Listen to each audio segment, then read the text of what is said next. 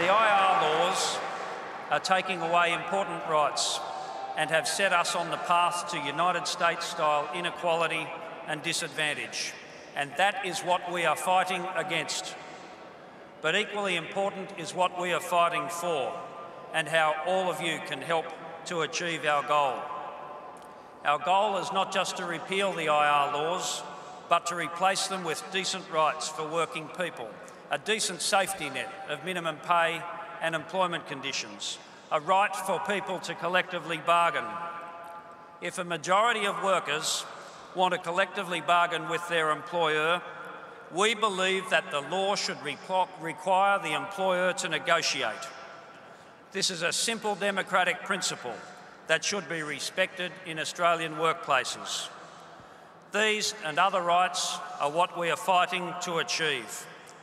And we're fighting for them because of our values and our beliefs.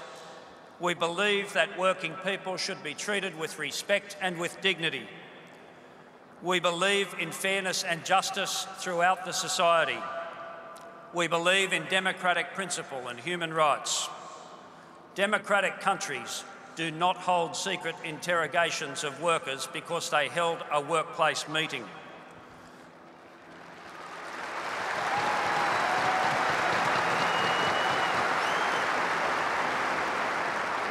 Real democracies uphold human rights and encourage tolerance and respect. Decent societies do not leave people behind. They reach out and lend a hand where it's needed. And those values are the foundation of our campaign. A month or so ago, the High Court confirmed that John Howard's IR laws apply to the overwhelming majority of the Australian workforce. Millions of people have lost their rights. But let's be very clear about the real implication of the High Court judgment. It has confirmed that the only way to get rid of John Howard's laws is to vote against the government.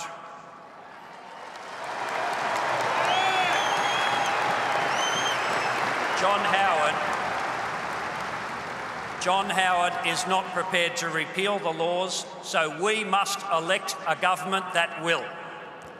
And this can be achieved. A new campaign starts today.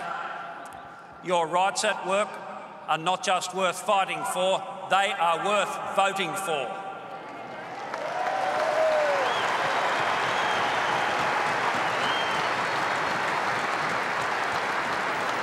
We will campaign in the wider community and ask people to vote for change.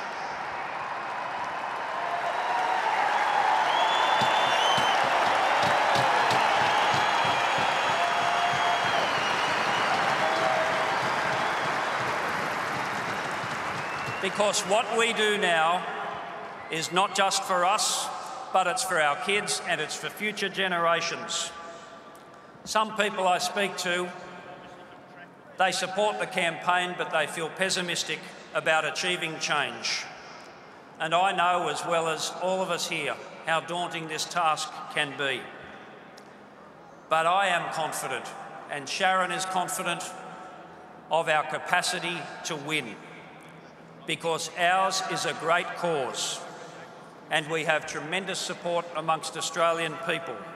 Hundreds of thousands of people have gathered today to protest against the laws. By all of us working together, we will win this campaign.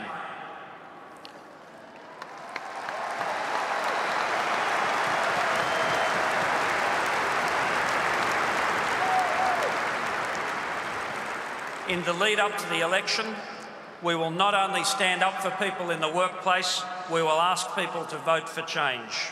We will maintain our advertising campaign.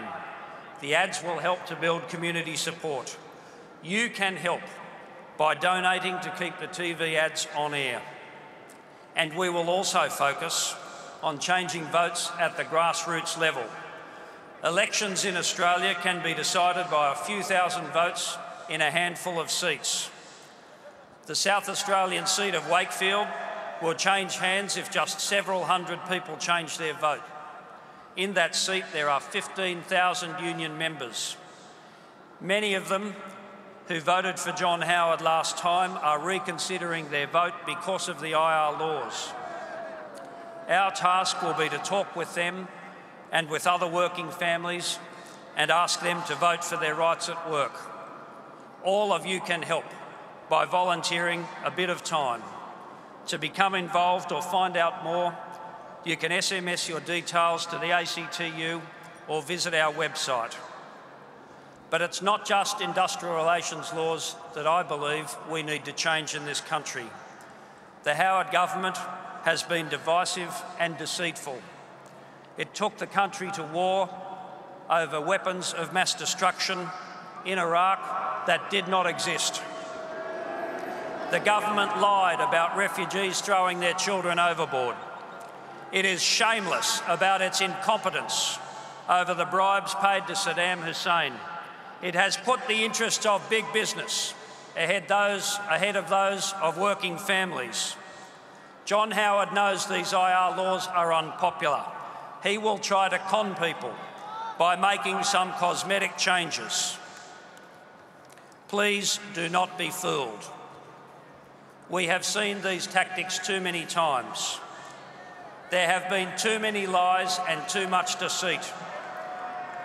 We need to restore some integrity and decency to national politics. We must focus on the real challenges confronting us as a society.